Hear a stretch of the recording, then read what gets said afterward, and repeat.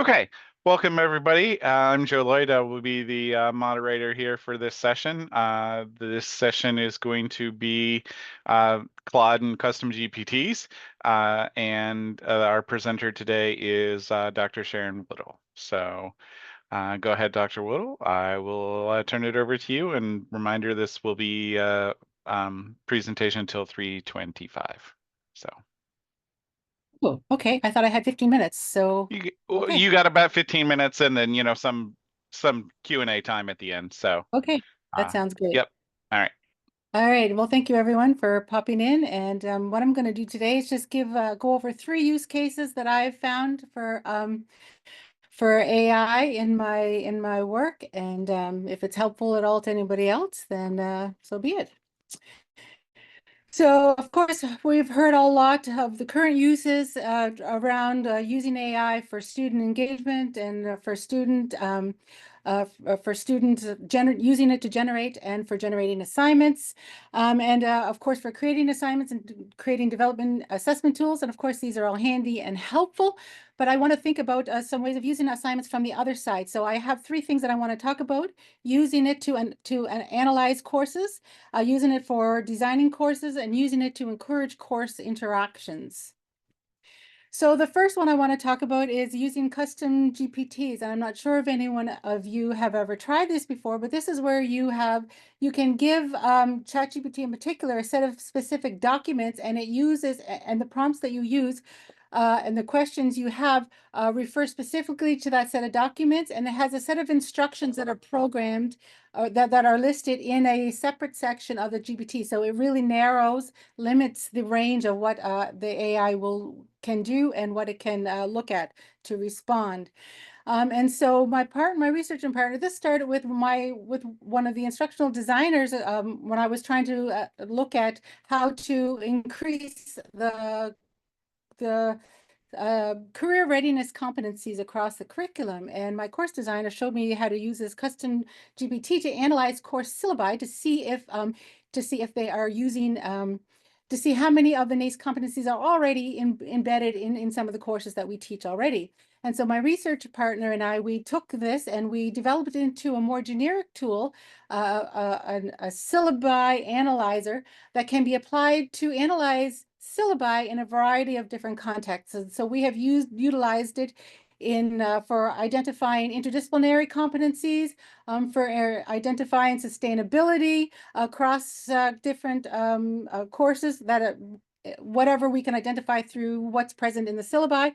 And he's used it to identify and to analyze the course syllabi from his department to see, he teaches in computer science, to see if the competencies that they are trying to cultivate are visible, at least from the syllabi. And so what is required for this type of application is that you need to have a comprehensive knowledge document. So I use it myself for interdisciplinary studies, competencies, and in particular, to identify NACE competencies. For this year, I am working as the faculty fellow with career services. And one of the things we're really trying to do is to increase faculty buy-in into career readiness. And one of the things that we notice is that a lot of things that faculty are doing already really support the NACE competencies that are there. So we thought I wanted to start and instead of trying to get faculty to develop a whole bunch of brand new things, to start by identifying what they have there already and making it visible that this actually supports some of these core competencies that we are trying to cultivate. And so I developed a fairly lengthy document around the NACE competencies that have identified, here's the competencies, here's the type of activities and tasks that are associated with this. And here's some of the ways that the types of assignments we might find these tasks that are types of assignments that these tasks might be associated with. And then, of course, you need a clear set of instructions that sometimes require some iteration. Well, so far in my experience, always requires some sort of iteration. And then one other step that we added is developing a report template. So we give that to the ChatGPT. So we give it the knowledge document, the instructions, and the template to get the type of report that we want to get. And I'll show you just a really quick example of what that looks like. There's no sound on this video, so And it's just real short.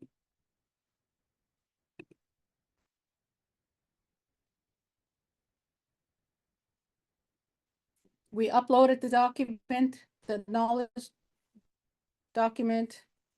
That's the report. That's the initial report that we got because we gave it a template.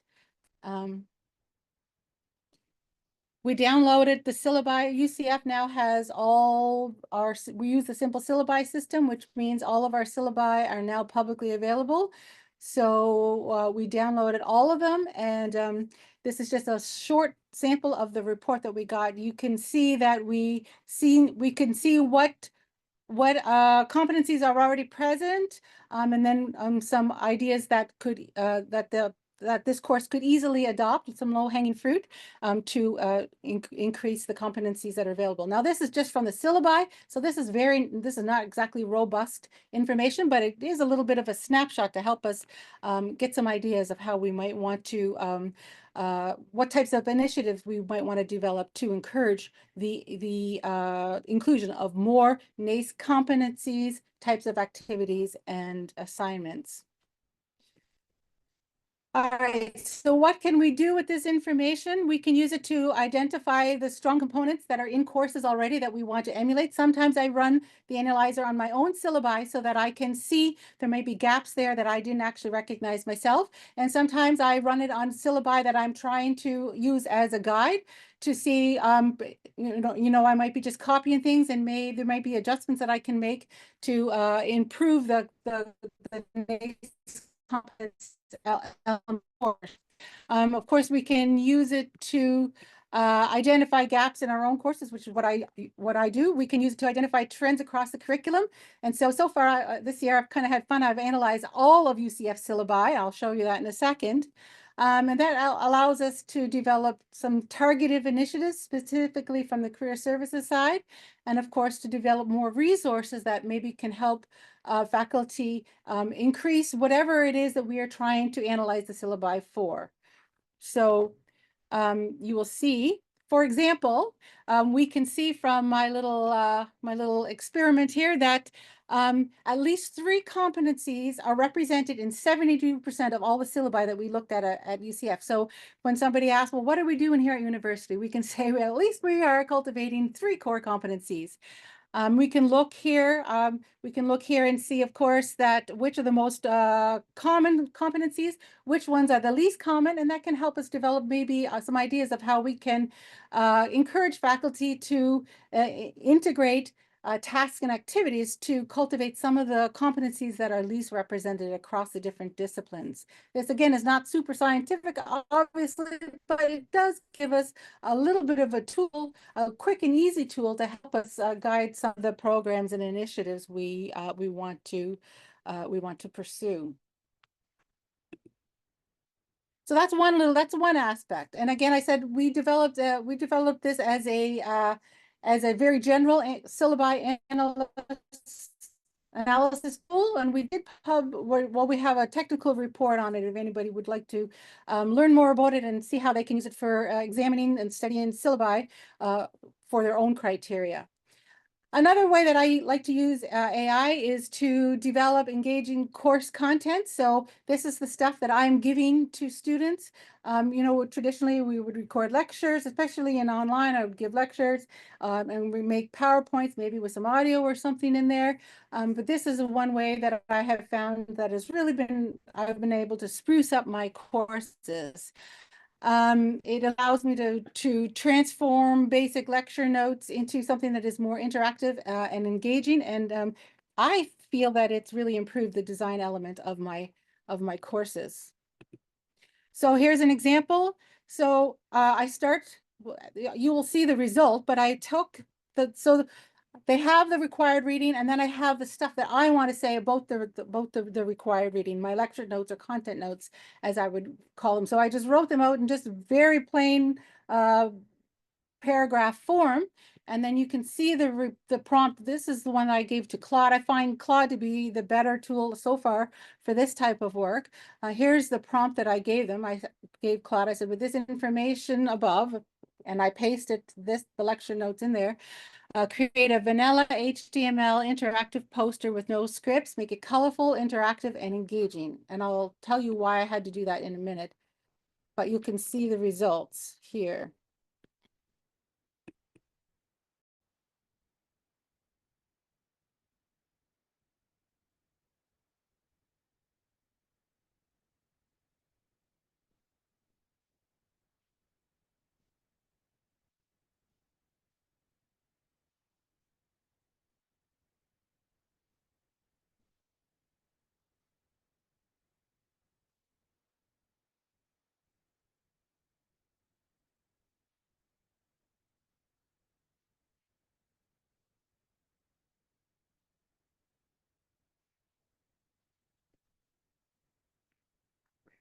So you can see it took my very boring paragraphs and it made something that I think is rather engaging. Of course, I had to double check everything to make sure that it didn't add or take out any of the content, but it was pretty accurate. And this, again, all I did is paste the content, give it that instruction, and this is the result. Now I can do this for my lecture notes. I also sometimes will do this with the required readings, particularly if the required readings are fairly in-depth, and I'm pretty sure they're not going to read them anyways. Oh, that's another story. But of course, we would normally make PowerPoints, but I can just upload the paper directly, the PDF, and ask Claude to give me an interactive poster, and it does a pretty good job of producing something similar to this with a variety of different panels, different interactive tools, and it can also very easily produce knowledge checks. So in our online courses, many people or many of us are using like the material widgets and all this stuff, and that's all great, but this is very simple. It will produce matching, it will produce easy multiple choice knowledge checks, and it's just right there, right in the one page. They don't even need to go off of the one page. So and also you don't need any it takes no time to actually build these little knowledge checks. So that's the second way that I use it.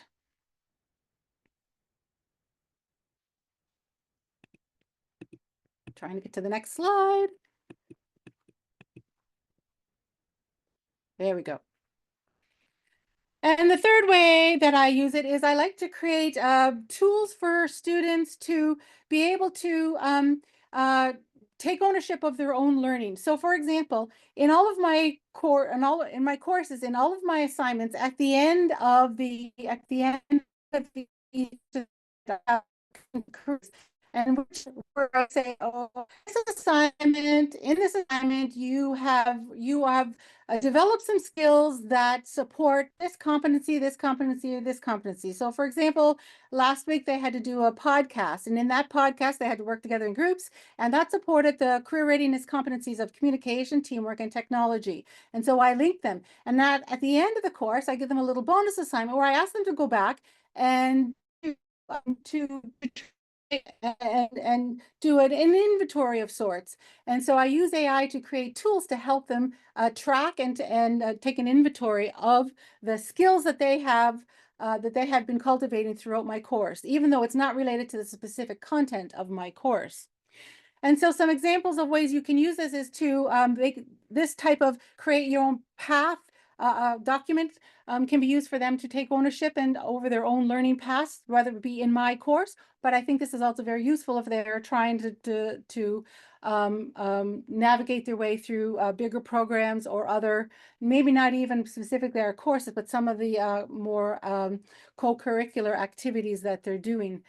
I can use it in my course to help them establish interdisciplinary competencies. So I teach interdisciplinary studies, and we have 3 core competencies: perspective taking, critical thinking, and integration, how we see, how we think, and how we do. And these are a little bit different, a little bit broader in some senses, but also a different context than the NACE competencies. And so I use AI to develop a tool for them to be able to go through the tasks and activities that they have done. It's like the back end of the syllabus analyzer. It takes the same thing, but it gives it to the students so they can check their own activities and see what competencies they have that they have done, and give them tools to actually clearly demonstrate what these competencies are. The requirements for this is, again, a comprehensive, accurate knowledge document and or resources, clear instructions, and a report template. So this is very similar to the syllabus analyzer, except that this is more student facing. And I have an example of this as well.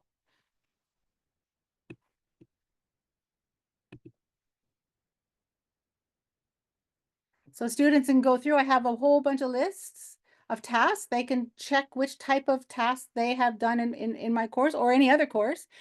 And once they check it, it opens up and tells them what the competency is, gives them more information about the competency, and it actually links to the NACE website so that they can get more specific information about it.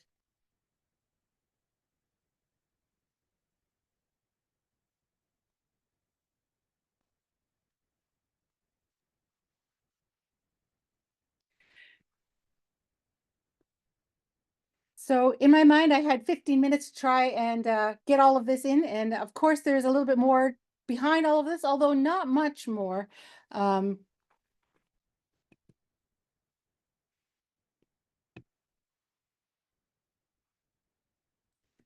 So a couple of things I'll say about this. So one of the things I like to think about when I'm using AI is at least in my non-discipline discipline, is we are not really concerned about information transfer. So in interdisciplinary studies, it's not about a specific discipline. It's not the content that's important. It's the way that they actually interface with information. So I'm not worried about information transfer. And so I'm trying to think about how AI can help us interface in more sophisticated ways that can actually then be used and translated to more practical real life scenarios. So all of these work fairly well, but they're still fairly clunky at sometimes. So for the syllabus analyzer, sometimes you have to iterate the directions, even though it's a custom GPT and all the instructions are in there. You don't always get exactly the same result. If this backend was somehow put into a front end, into a nice app, I think it would be a lot smoother. But that's outside of my my abilities at this time. The other thing is, so all of those interactive design elements in my lecture notes or in how I present the papers, they're all HTML files. And Canvas for us here at UCF, Canvas is very stingy in how much it will let us manipulate the HTML code. And so if there's anything elaborate, if there's any JavaScript running, it will not accept it. And so I always, whenever I'm trying to create an HTML code, I always have to ask it to create a vanilla HTML code with no scripts, and it gives me a very basic. And then you still can't take the HTML and just copy and paste it into the HTML of the Canvas. So what I have to do is I create a link, a button, right? I upload the HTML file as a file document. I create a link so that when students click on it, it opens up the HTML in a new window. And then it usually works all the time. It usually works most of the time, but not 100% of the time. So you have to check it, and sometimes you have to manipulate it. So eventually I would like to, I've seen some iterations of design tools for Canvas that we may be getting, which will allow us a little bit more liberty in terms of how we manipulate the HTML code. So it might make that process a little less cumbersome. But in the meantime, I still use it pretty much everywhere in all of my courses, and the students don't seem to have any problem to navigate the HTML links that I put in there. And utilize the drop-down menus and all the interactive functions. So so far it's been a really great way to get a lot more interaction and engagement with otherwise sometimes fairly dull lecture content. So But then the last problem with that is that it's still not clear to me how this fits with accessibility. And I've been working with my instructional designer, and I've been asking questions and getting people to look at it to assess it for accessibility. And there's still some questions around that. So in the meantime, I try to keep all my content available in two forms. And so they still have the boring paragraphs of the lecture notes in case somebody needs to access the material that way. But if they can utilize the more colorful, engaging, and interactive pages.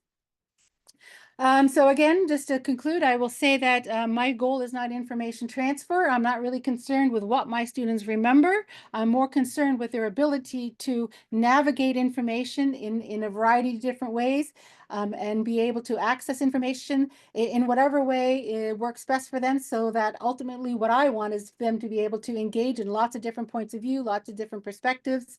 So their ability to interface with information is much more significant than information transfer.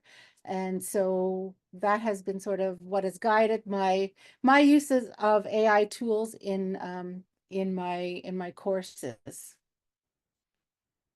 So with that being said, I think I'm happy to take any questions or comments or feedback or.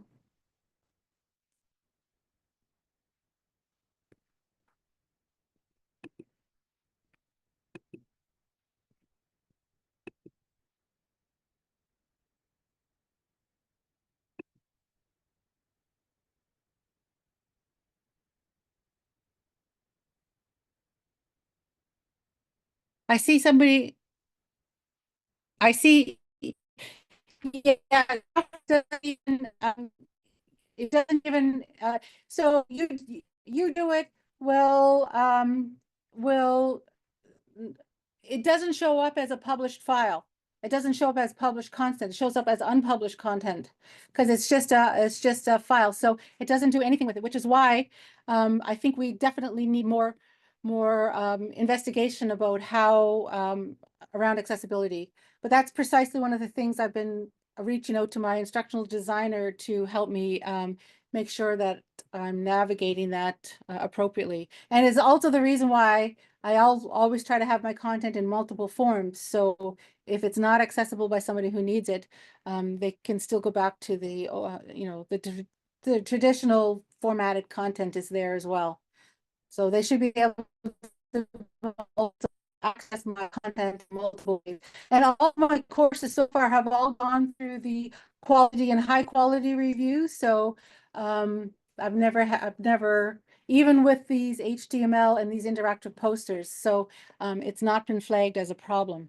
Although I'm still not confident that it's totally not a problem. But yeah, yeah, as transcription for videos. Right, right. Thank you. Does anybody else use AI in terms of how they present their content to students as opposed to how students use AI to?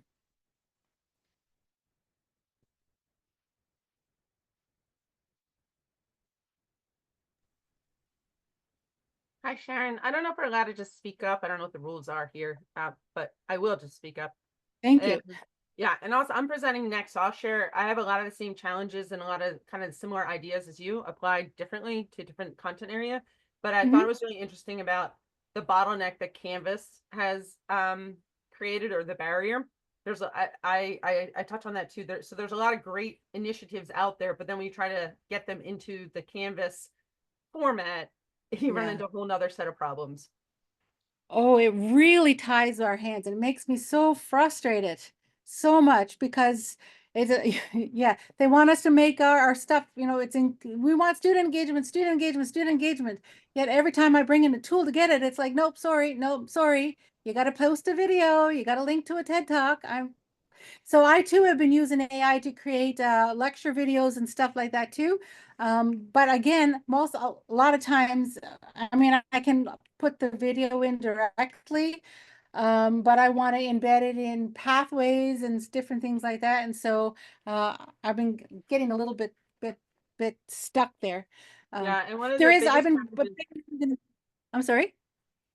sorry, one of the biggest challenges too is that with all the interactivity you're doing, that's phenomenal. But if I want a record of the students' participation, I need to feed it into the grade book somehow or whatnot, or have data being collected on the back end. And that's been, Right. I have a few workarounds, but it's not pretty and it's a challenge.